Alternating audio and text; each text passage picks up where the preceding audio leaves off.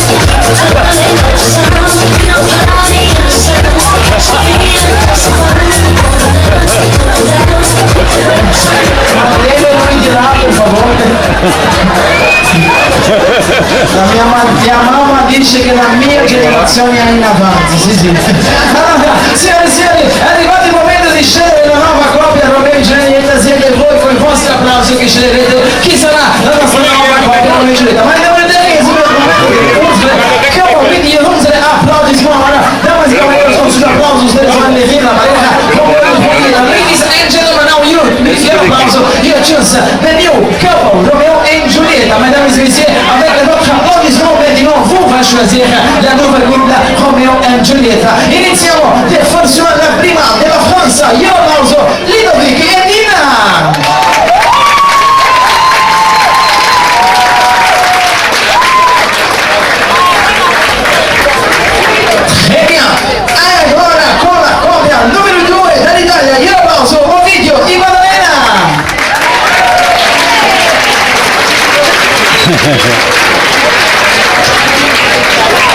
Molto bene, e con la coppia numero 3, couple number 3, pari numero 3 dall'Italia, io applauso Riccardo e Elena.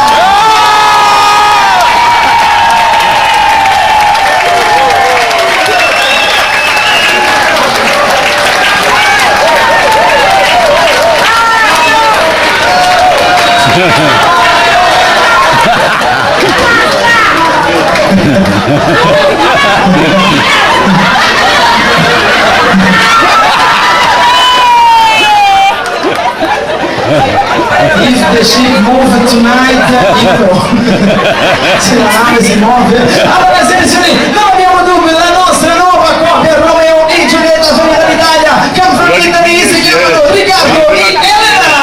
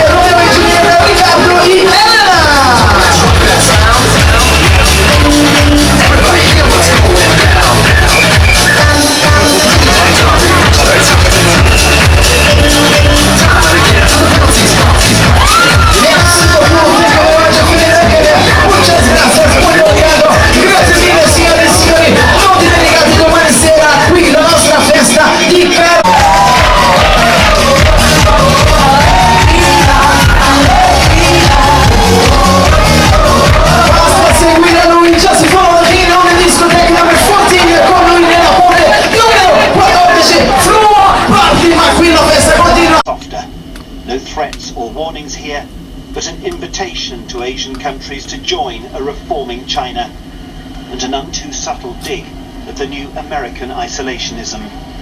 开放带来进步。 Openness brings progress, while self-seclusion leaves one behind. We, the Asia-Pacific economies, know this too well from our own development experience. We should put in place a regional cooperation framework that ensures consultation among equals, one participation and shared benefits. 区域合作框架。第三， Mr. Trump's tough talk on trade will go down well with many Americans. But here in Asia, while some governments will welcome his no-nonsense approach to diplomacy, you can almost feel American influence shrinking 谢谢大家。 and China waiting to take up the mantle. Jonathan Head, BBC News, Da Nang. Italian police have arrested the is in Vietnam attending the APEC summit. The economic meetings are part of his 12-day trip through Asia, but one of the most anticipated parts of the trip may not even happen. That's a potential meeting between Mr. Trump and Russian President Vladimir Putin. Aides confirm that the two may step aside for an informal chat, but thus far their only interactions have been handshakes. Our Nick Robinson joins us live from Vietnam. Nick, any idea on whether there's going to be a meeting? Cyril, this morning there was another handshake and a couple of words exchanged when President Trump arrived at the APEC summit. He walked into the room where President Putin was, shook his hand, had a couple of words, sat down at the table. This may be the extent of it. Russian officials had played up their expectation that there would be perhaps even as much as a bilateral on the US side. They've been saying, no, that's not going to happen. Indeed, President Trump is not having any bilateral meetings here. So at the moment, we may have seen all we're going to get on this. Met a few months ago at the G20 meeting. It lasted for hours. All right, we'll see about that. But tell us about the substance of the meetings so far. There's been a lot of talk about trade, and it seems Mr. Trump's vision of economic nationalism clashing with the other visions that have been put forth. Sure, President Trump's delivered a very strong message on trade. What the United States wants isn't the free trade as the rest of the world sees it, but one that he sees that's balanced, that's fair, that's reciprocal, and indeed opened the door for all the other nations for bilateral trade talks. President Xi talked about how globalization was the future, and that's the way to open this, and that's the way, if you don't partake in globalization, which the implication of what it's saying is that President Trump is choosing another path, then in essence you get left behind. And to that point today, you have other leaders here at the APEC summit, members of the TPP, Trans-Pacific Partnership, of which the United States, until President Trump came to office, was part of as well. President Trump pulled the United States out. I know those other 11 members are on the margins here at APEC, basically pushing ahead with that economic partnership, leaving out the United States. So President Trump, despite his very warm visit with Prime Minister Shinzo Abe in Japan, faces this essentially being pushed back in his face here, a rejection of what he stood up and spoke about, his style of trade, yesterday. Nick, something else that's interesting when you watch this meeting is that a person who has featured and who still features in the Russia investigation has showed up at these meetings alongside the Russian President Vladimir Putin. Tell us about this Russian oligarch, Oleg Deripaska. Sure, a rich and important and powerful oligarch in Russia, a close associate of President Putin, also associated with Paul Manafort, who's now been indicted on charges of conspiring against the United States and money laundering. So questions about Oleg Deripaska's relationship with Paul Manafort and information that's being investigated into the United States about Manafort's relationship with other Russian officials coming under scrutiny because of the Russian meddling in US elections. So Oleg Deripaska turning up here with those kind of connections, obviously there are a lot of questions you would like to ask him. Our Matthew Chance got an opportunity. This is what happened. Did Manafort owe you millions of dollars when he was ahead of his Trump campaign?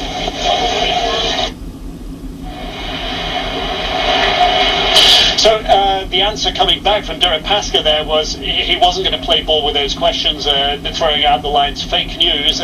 Clearly, he wasn't going to be doorstepped and answer these very pressing questions. But these are very important questions because they appear to be involved very much in charges against Paul Manafort, who was, after all, President Trump's lead campaign official for a long period during part of President Trump's campaign. Nick Robinson reporting live from Da Nang, Vietnam. Thank you very much. We'll speak to you in the coming hours. Now let's get to Daniel Lynch. He's a professor at City University of Hong Kong to talk more about the substance of these meetings as well. Mr. Trump's first with Asian leaders. Now, the U.S. president says that he's willing to enter into bilateral deals with any willing country. But as Nick just pointed out, there's been no movement on that front and no bilateral meetings between the U.S. president and the Asian leaders. One of the difficult things, Cyril, about negotiating with the U.S. under President Trump is Asian leaders can't be sure how long his administration will last. I mean, they're not sure, they can't be sure whether he can actually deliver on any agreement that he might sign. I'll give you an example. There was talk before the summit in China that China might demand a new communique comparable to those that established the foundations of U.S.-China relations in the 1970s and 80s to frame Taiwan's future moving ahead. But in the end, China didn't demand that, and I think one of the reasons is they couldn't be sure that someone like President Trump, who might not have the staying power, could actually deliver on an agreement like that. So look, one of the first things that Mr. Trump did when he came to power was he ended the TPP. Well, actually, he pulled the U.S. out of the TPP, which was the trade deal the Obama administration had set up with the Pacific Rim countries, the Asian countries in the region. It turns out they're moving ahead with that trade deal, just without the U.S. So are we witnessing the U.S. losing ground and losing influence in the region, or is that not how you read it? Well, we'll have to see how it plays out. But on this question, a related important issue is I think it's really fascinating to think about how Trump's effusive praise of Xi Jinping's authoritarian China this past week must be playing out in Southeast Asian capitals today. I mean, as you know, most Southeast Asian countries hover on the boundary of authoritarian and democratic. So by praising Xi Jinping's China like that, he has sent a signal, a strong signal, that not only will the U.S. accept Asian authoritarianism as normal, but if it's effective and impressive, the U.S. under Trump will go out of its way. Great. Terrific job blowing him away with the magnificence of Chinese history, because he had dinner in the Forbidden City, and going out of their way also to impress him with the strength of China now that it has risen so successfully in international relations. That's actually a key promise that Xi Jinping made to the Chinese nation, that he'll restore China to centrality even in world history and international relations. And he wanted to communicate that to President Trump during the summit, and I think he did that successfully. And it was in that context that Trump fell all over himself praising Xi Jinping and China. The shorthand vision of what's happening in the region is China up, U.S. down. You know, China is gaining an influence both economically and politically, while the U.S. is isolating itself under this current leadership. Is that how you read things? That's how I read it, but again, we don't know how long the Trump administration, frankly, is going to last. We know about the election results last Tuesday in the United States, the Mueller investigation, and so on. So I think all through Asia, I think leaders are asking themselves, well, is this going to continue?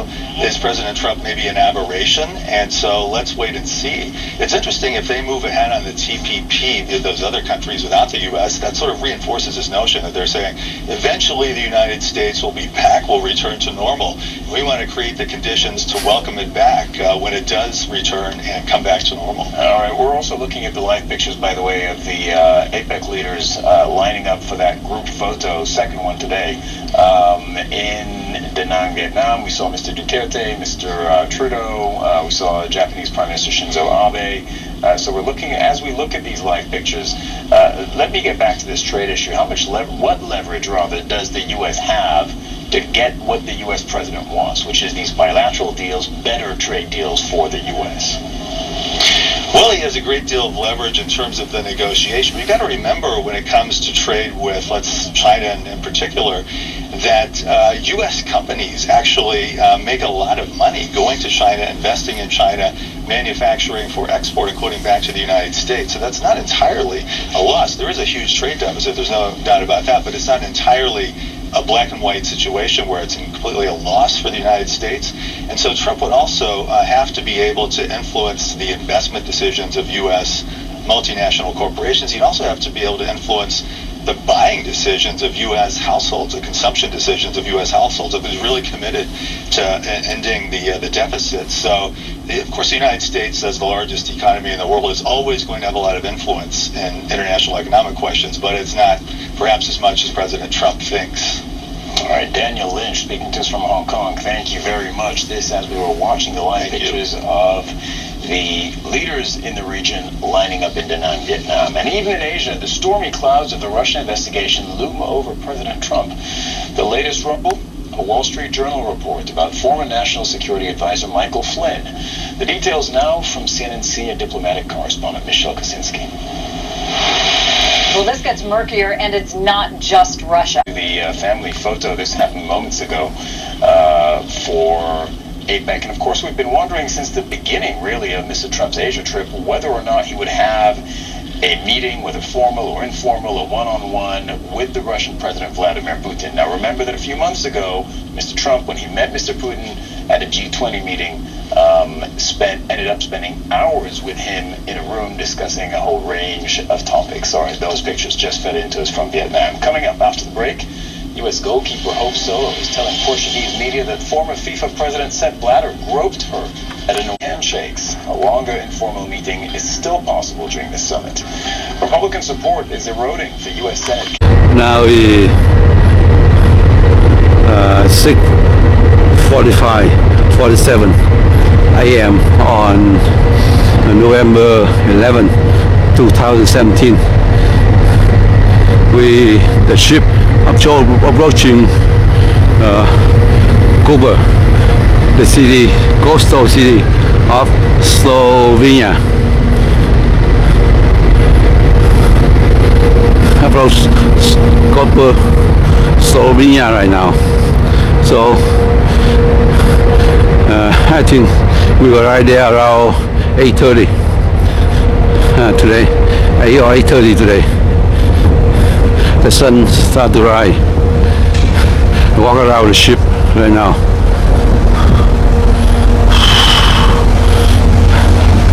Beautiful weather.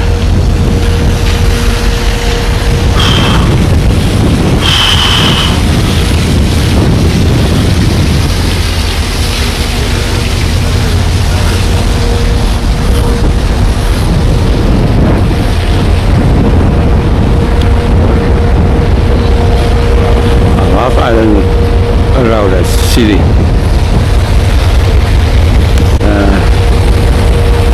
Now is 7:17. The sunrise.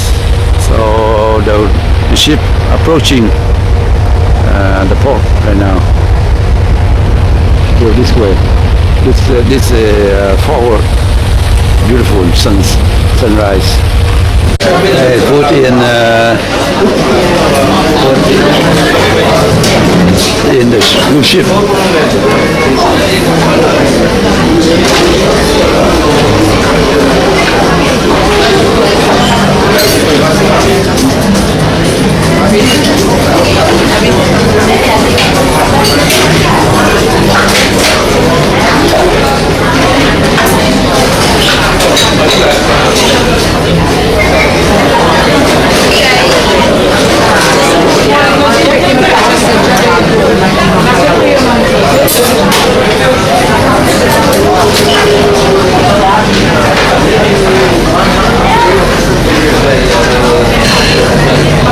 Breakfast, this one for breakfast.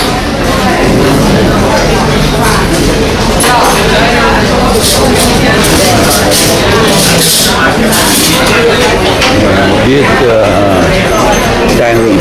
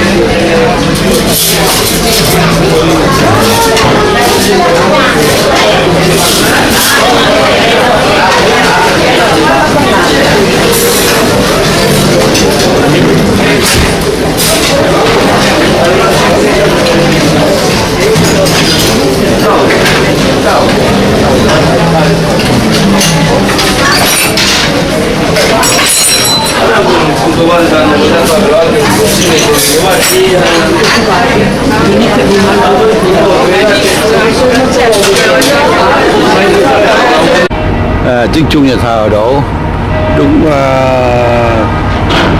8:45 on November 11, 2017.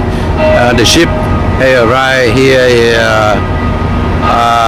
Koper, the port of Slovenia. Slovenia, the country next to Croatia. Last night we started at 6 p.m. to go to here, and now we arrive. So we go today. The plan today, we go out the ship, and we take the tour to Lake Split, something like that, to see the countryside view. Beautiful city here. Okay. We go to the gate, go out to out the ship.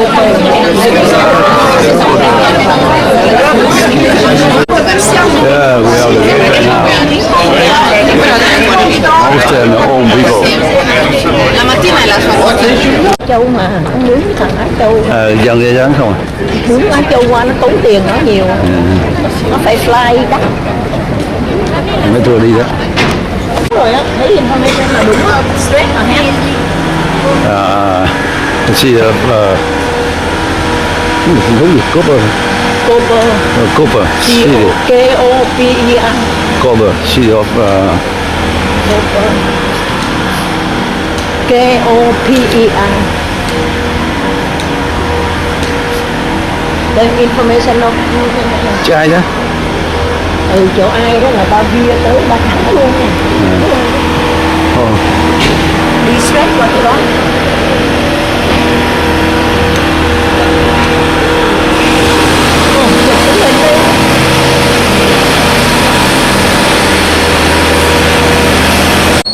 Ông nói làm ăn là phải chỉ hết làm, không ghi danh người ta hết, đi thì danh đó giờ không đi cũng công quá.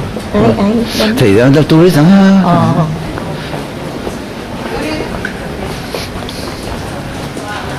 Ở đây nó xài euro, chứ không tăng theo tiền của nó.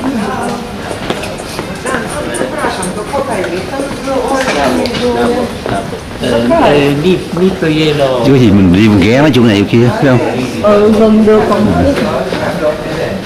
đây là mấy tiếng? 2 tiếng, quanh thì đó 2 tiếng mai đó. 120 cây số. Cho là đi chập đi 2 tiếng đồng hồ. Trong tour cho trên tờ giấy của tour nó cũng để driving tour hour. Đây là Plaza.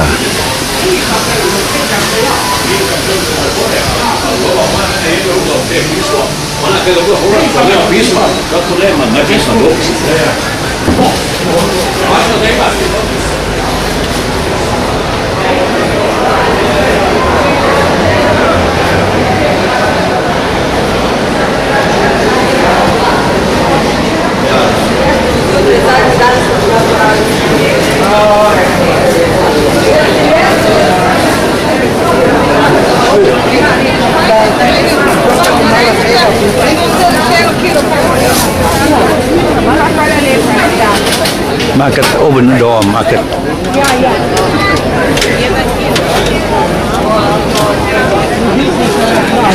Vàng nhiều hơn nha. Đây là vàng nhiều hơn.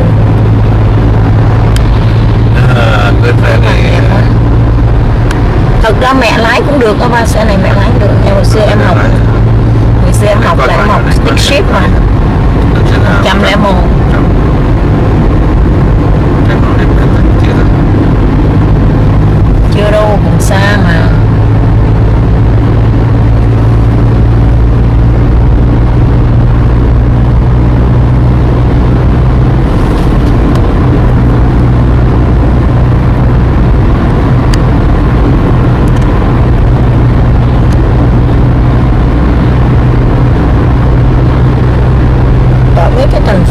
thì còn ngại, chứ ở đây vắng tèo,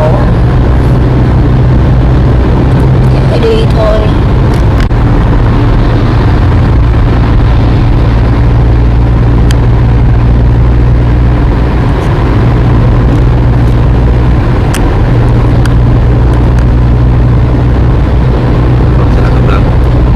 Dạ rồi đó, em quay rồi.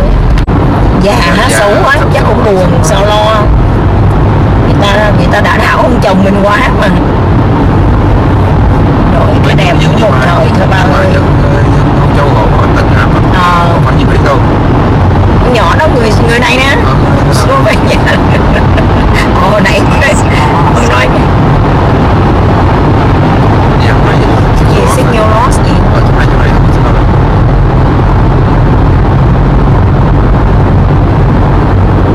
Đi thôi, ôi cái đường hầm này dài dữ ta.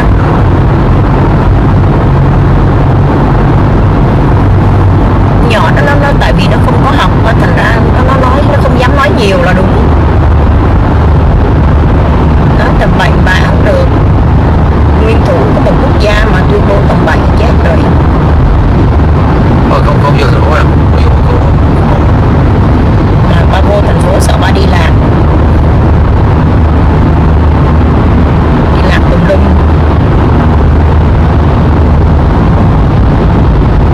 Mà chưa bao giờ mà em thấy đi trên cái đường mà nó đẹp trời, cái mùa thu ở cái nước gì đó, Georgia quá nó đẹp.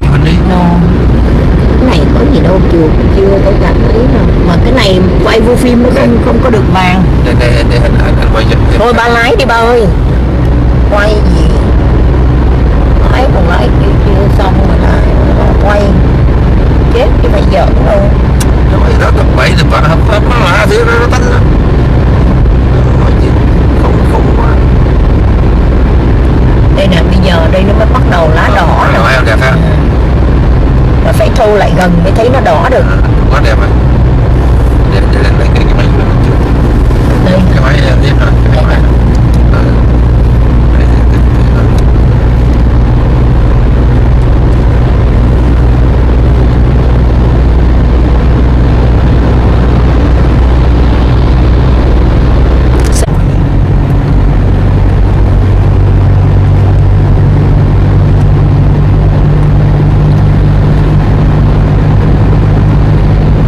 Coi vậy chứ chạy 60 tiếng, 120 cây số, chạy 80 cây số, 70 cây số giờ, tiếng mấy tới gì à.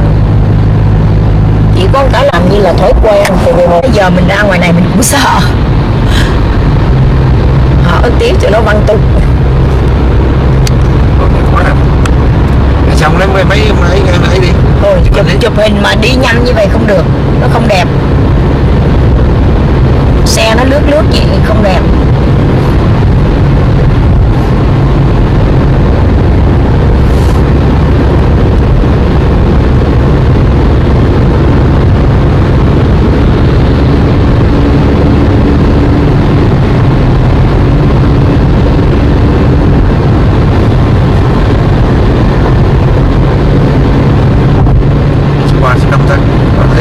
Em nghĩ số 3.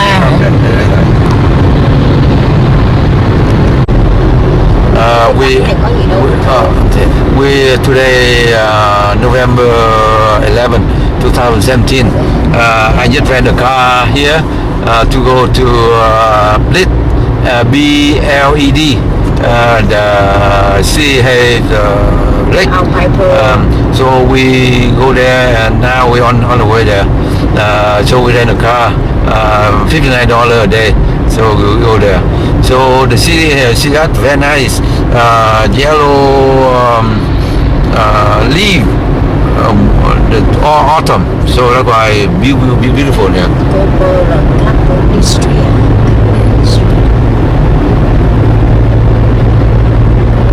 Now Laksana on the way to Bled, so we had 70 kilometers away from the capital, but we don't stop by there, we go all the way to Bled. Được.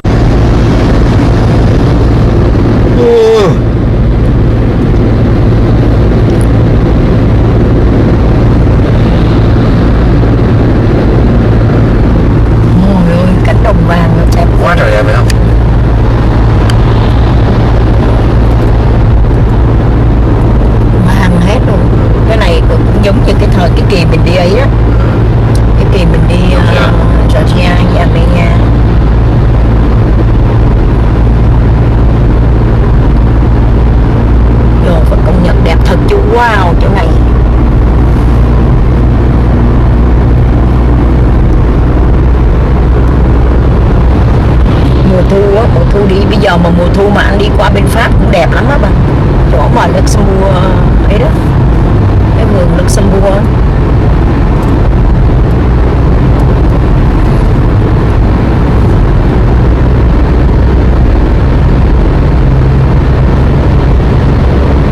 Ông trời ông cũng phe chứ, mùa thu đó đẹp, cái đến mùa đông nó lạnh lùng hả, xong rồi bắt đầu mùa hè. Còn số này vẫn chặt tới đâu rồi, tới mấy à? 67%.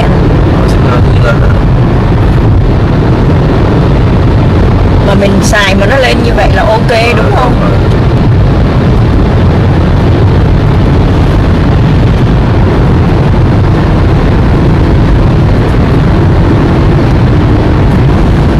Bà làm gì, muốn nước hả? Muốn xịt nước hay sao?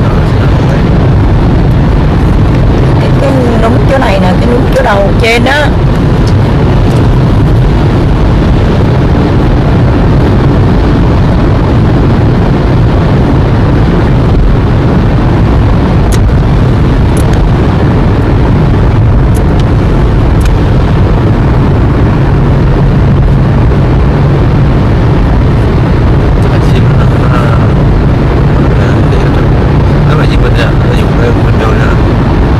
Đa số mà tụi Đức cái nha nó dùng đủ cái nó dùng windmill mà đủ electricity á. Em nó không rồi em đọc ở đâu á.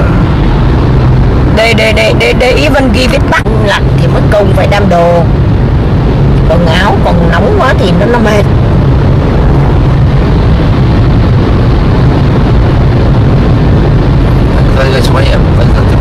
Số mấy là gì? 69%. Rơi là tốt, để xuống xuống mà hơi kẹt. Nó này đi theo. Bắt tôi nha.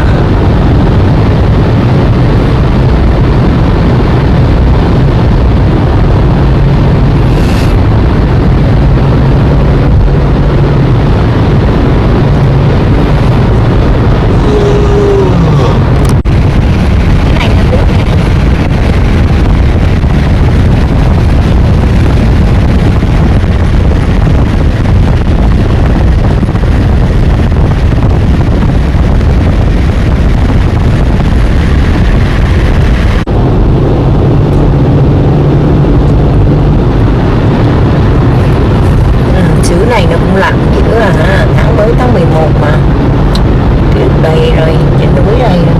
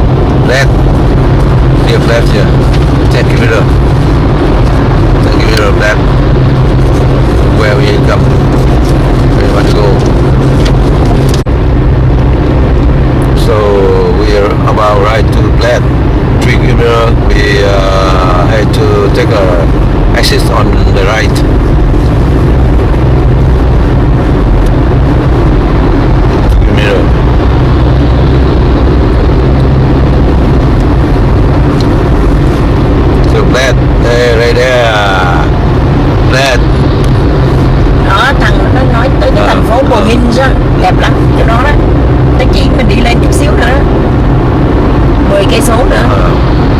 Nó nói it's also nice building.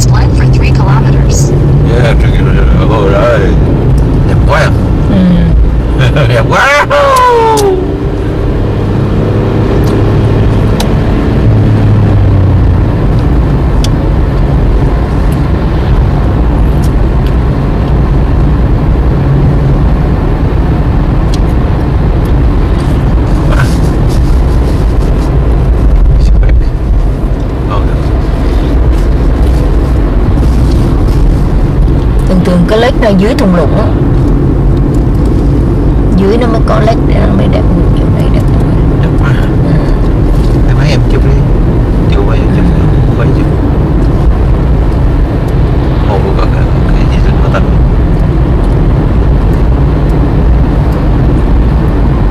Chỗ này camping được, chỗ này có camping, campground.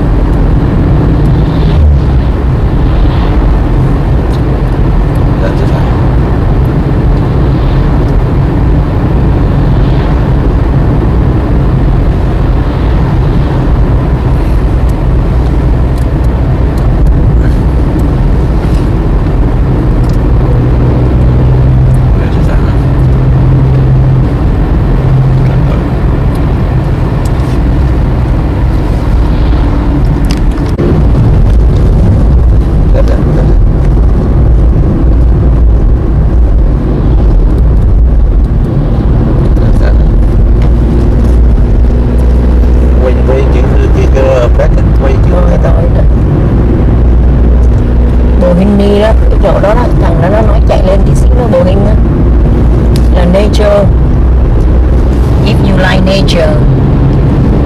Lát đã chụp quay các bạn. Giờ kiếm chỗ hay là chạy một vòng chỗ này.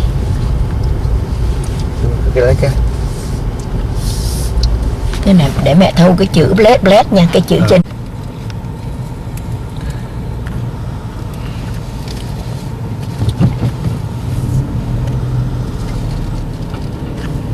Hay là anh chạy vòng đi, chạy vòng cái led này coi. Bao giờ em đến đó thôi. Hay quá, mấy tàu đường vào đây mấy tàu hay thế. Nó đi tour mà, tour chợ tới mà nói gì.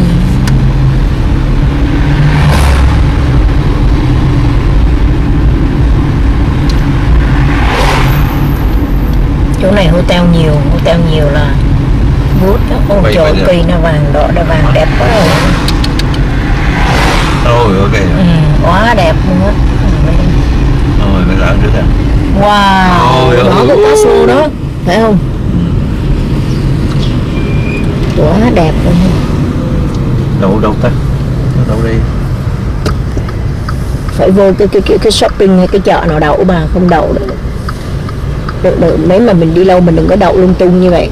Đâu lung tung rồi. Phải, em nghĩ là phải vô cái parking cho trong cái chợ hay là vô cái hotel á. Chứ đừng có đậu ở đây, người ta đậu temporary thôi chứ đừng có đậu. Không nói đừng nói. Mà không phải chỗ parking mà thấy không? Nó để nè đó. No xe no gì không được vô nè. Cái bảng đó đó, theo thấy cái bảng đó không?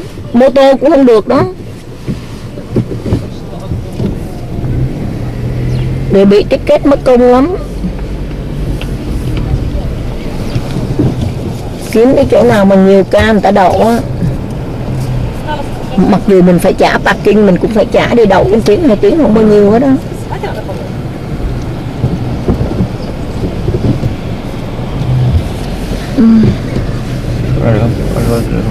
Đó đi qua được bên nhìn mình đã trái á. Kìa.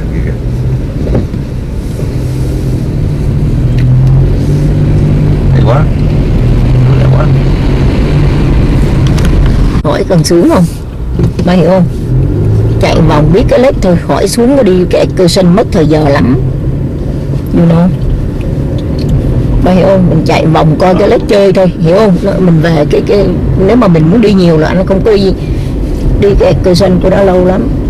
Phải chờ đợi nữa bà. Xuống kiếm chỗ nào đậu ở đây rồi chụp tấm hình thôi.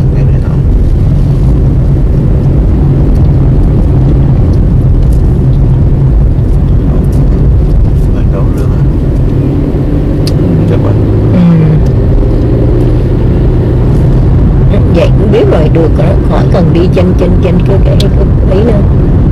Thép lòng lắm.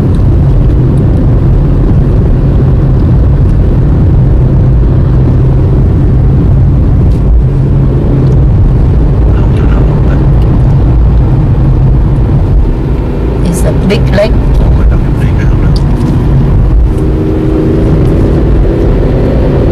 Nó cái đó đó. Cái island nó có cái chớp đó. Cái chớp đó. ta lên cũng có nhà ở chứ, cũng có người ở đó. Chỗ này người ta cũng đi bộ lang thang chỗ này nè.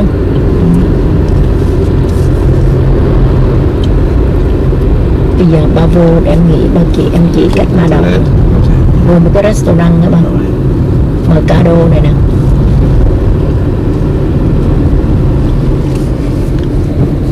Hiểu không? Đó vô chỗ này được nè.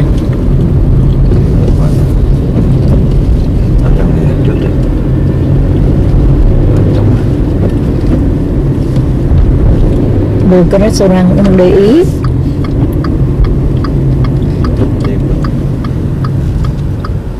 Chỗ này không được đâu, ba phải park đằng sau lưng người ta thì không được ở đó.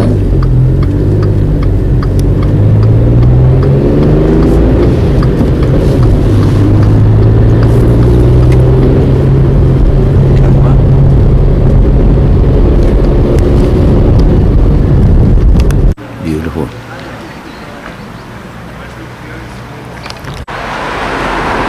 LED, BLED in Croatia Lake.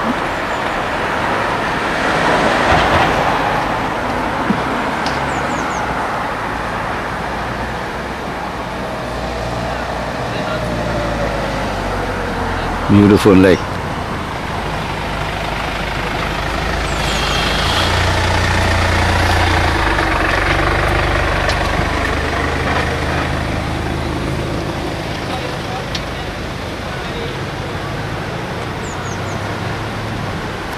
Here the boat go to that island there, small island.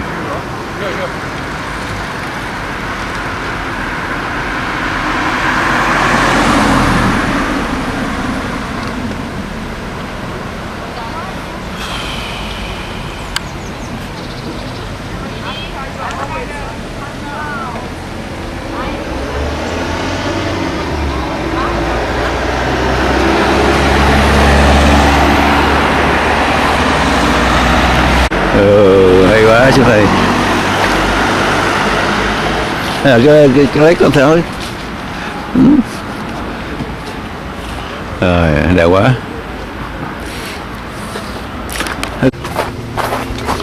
Tại sẵn đổ nó phải đổ phải dễ thôi.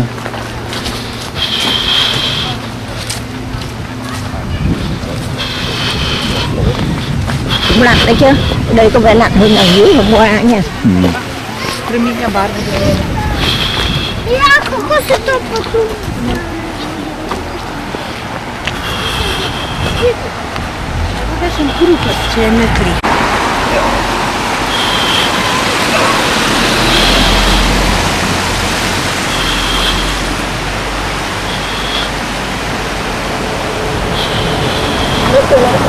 Nó cho mình mướn thuyền mình đi chèo mình á.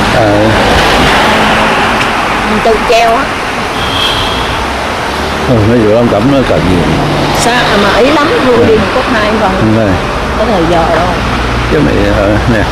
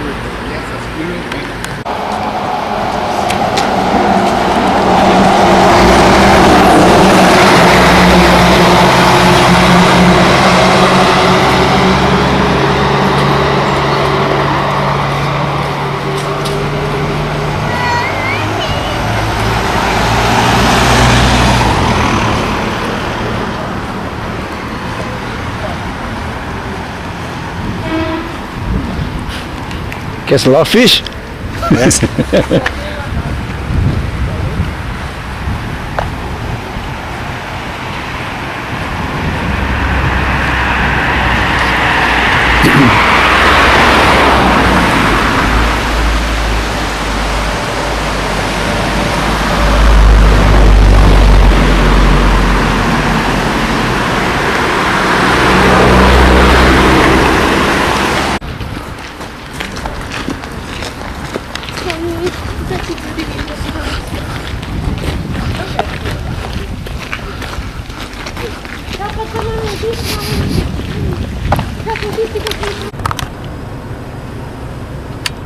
We will rent the boat, go to the island.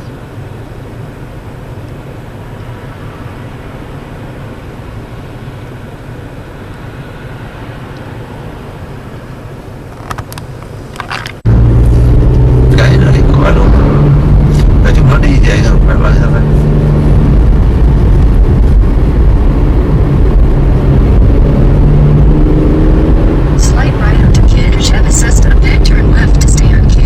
Đó, Boeing nè. Đâu? Boeing á, thấy cái bảng nâu nâu không? Oh, okay.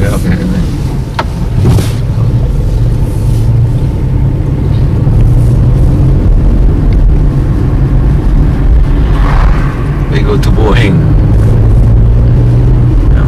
Hỏi ra nhưng không biết. Không ấy thì chạy được lại không? Ồ, đẹp quá, cũng đi chỗ này mà thích ra. Cái hàng đó nó viết nó nói if you like the nature you. Em chụp cái này cho. Chim trái. Cái gì? Này tôi này. Chim mất cái nó về bà tìm chỗ đậu đi. Lấy miếng nước chùi. Không lấy sang. Không được đâu, nó khô là không có lâu được. Chùi đi, trời có chưa hết rồi đấy rồi. Mẹ là đi xe mẹ biết mà. Bây giờ cái nữa. We go to Boeing about 10 km from this.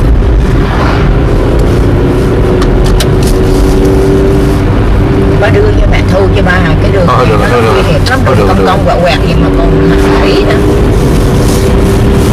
Đẹp quá, đẹp quá.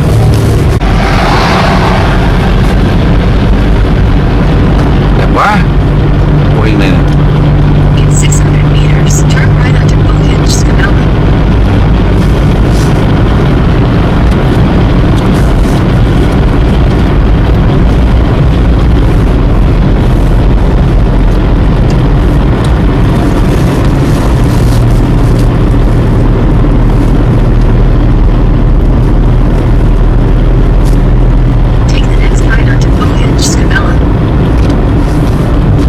Đây đi vô đây đi nè. Đâu có là Boeing. Đó, một cái Boeing Cabela đó. Boeing hả? Dạ, ok. Cái super rồi. Nghe chứ chạy, em biết chứ, điều kiện anh bây giờ biết chứ. Cái nói này nó đi ngược lại.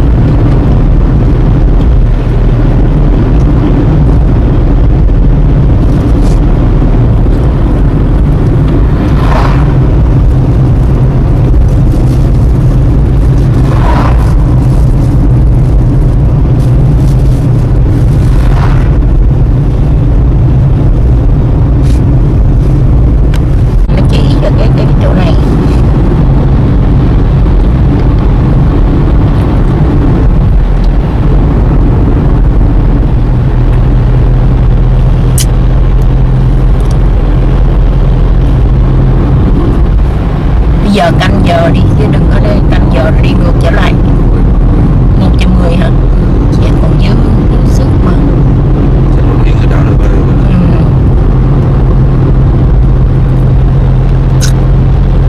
Nó nói cái chỗ Boeing này là all nature thôi, không có gì khác.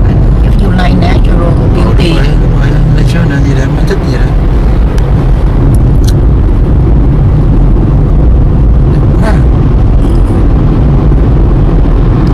Trên đường đi thôi, cần thì phải tới cái thành phố, đúng thành phố đó.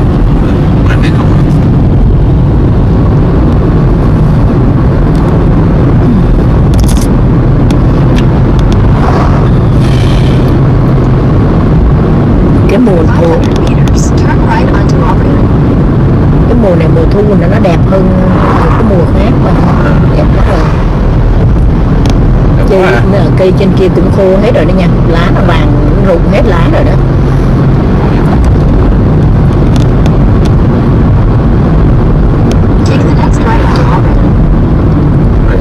Đó, Boeing Cabela gì đó.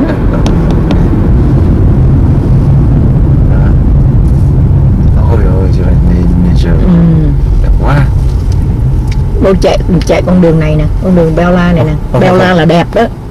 Bella ngược lại hả? Bunga Bella, vô chạy chút xíu đi. Ok. Rồi chạy ra. Đi mà chụp hình xuống đi, chụp hình đi chứ bây giờ.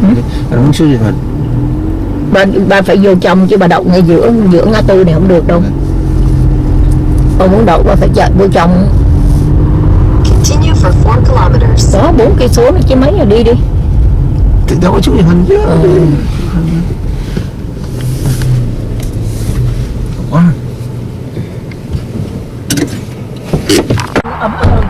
Vô hình.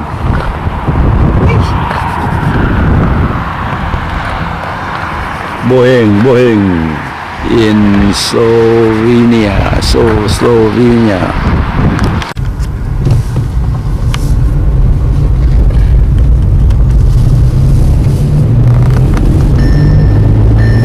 Sit down.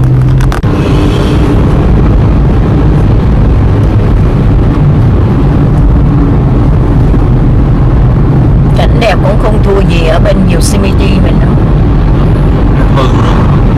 Vậy mà sao mấy đứa Âu Châu nó lại thích Yosemite? Thì nó đi xa đi muốn lạ chỗ này giờ mình tại sao ở đó coi dân hay là tại gì khác thì tại mình coi đó rồi mình đi khác thôi.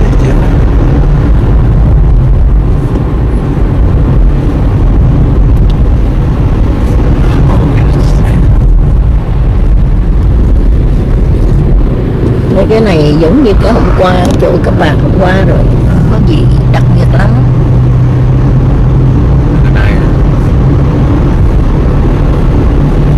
Ở đây thì chắc chắn là phải có rồi, mấy cái thông ở chỗ nào có thông là có nai à.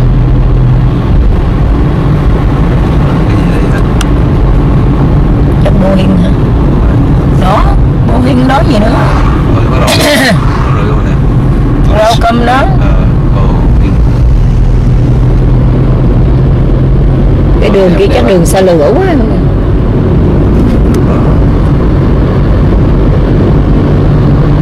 Đúng rồi, gì nữa. Đẹp quá hả? Railroad đó. Đẹp quá. Nhìn biết rồi. Good, thằng chỉ đi chỗ này good.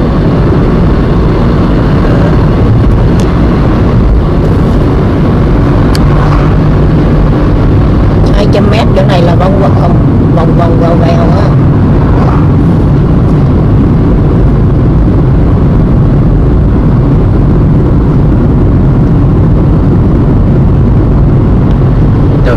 Đây đảo được rồi. Đây đảo không muốn mua nữa hả? Đây mua nữa. Mua thể thao của nó luôn. Có thao không biết. Chừng 10 cây số tới à, căn kia vài cây số mới tới rồi, vài minute nữa. Thao này chắc nhỏ thôi, chắc cỡ giống như Blade, chắc nhỏ hơn Blade lắm rồi.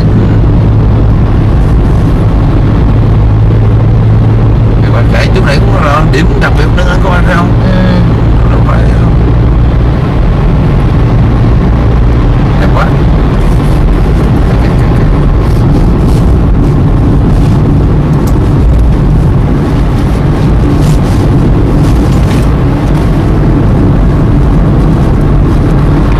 Coi cái máy cái giữa đó. Không có ý bay trong túi áo ba rồi.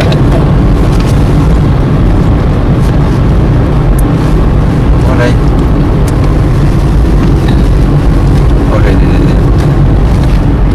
Bên đi. Có nhiều vậy đâu. Wow, chỗ này rừng nhiều, sao gỗ quá, gỗ á. Gỗ thông không. Cái chỗ nào nước nào mà mình đi mà nó nói bao nhiêu rừng chiếm bao nhiêu % đó. Nước này đúng rồi. Nước này nè. Rừng nhiều hơn ấy. Rừng nhiều hơn người. Không có rừng nhiều hơn là đất liệt. Nước này nè. Vậy qua bên này mua đồ bằng gỗ thì tốt.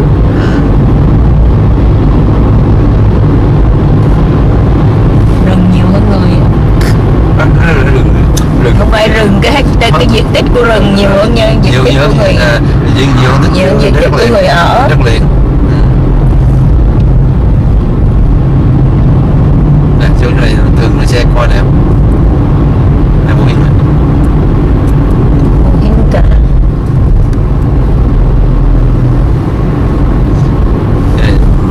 Thôi đi, chỗ này cũng có gì, chỉ mất công một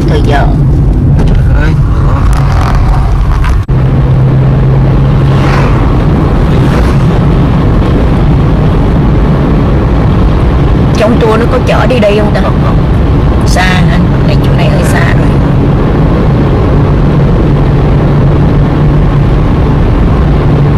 Cái này quay như bị cái mặt trời đó trên đầu này nó mấy rõ mấy.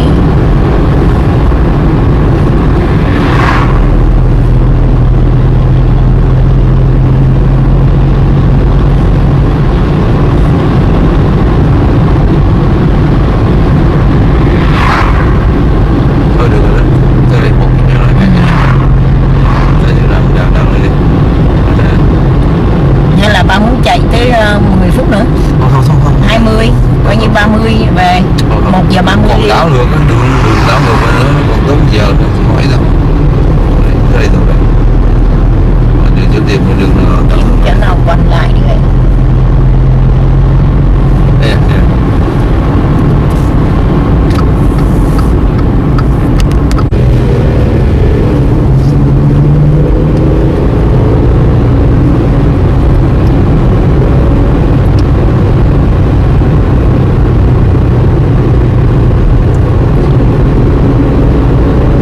Chỗ này là vợ của đệ nhất phu nhân của Mỹ ở chứ bộ giỡn không? Nước của đệ nhất phu nhân chứ không? Tới nước của ông Obama, rồi giờ tới nước của tùm lum Đà Lạt.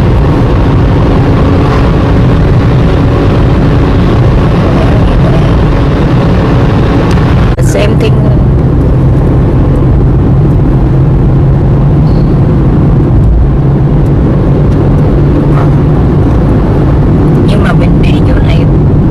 Cái cây này nó khô hết rồi phải không?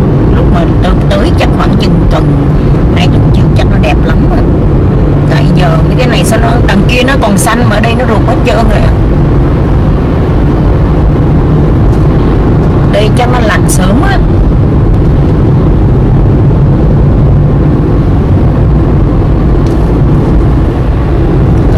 Vàng rụt hết rồi. Khô hết rồi.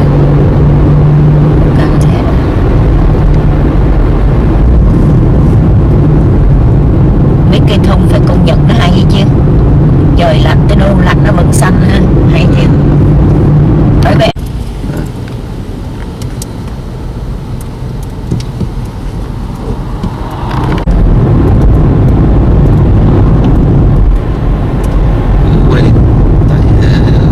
Qua đường rất đẹp.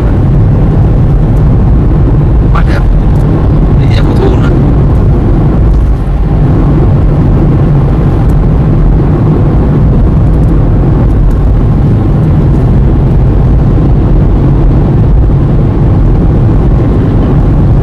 Chỗ nào đi cho nó ra thành phố thì chỗ nào test cho mấy đứa nhỏ không? Đẹp đấy.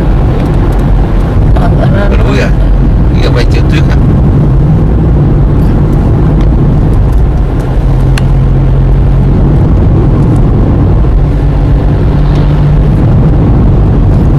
Cái này người ta đi ski được mà. Đứng ở Tân Bình rồi.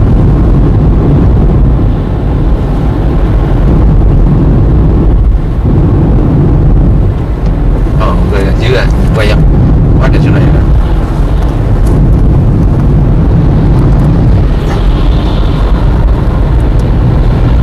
Đấy, thấy này không em? Thấy không? Thấy sao không thấy? Tại không để ý. Bây giờ đi ngược lại đường thì nó cũng như đó cảnh mà chứ khác gì đâu. Tại mình miss nó thôi chứ nó cũng nằm yên đó chứ nó đi đâu.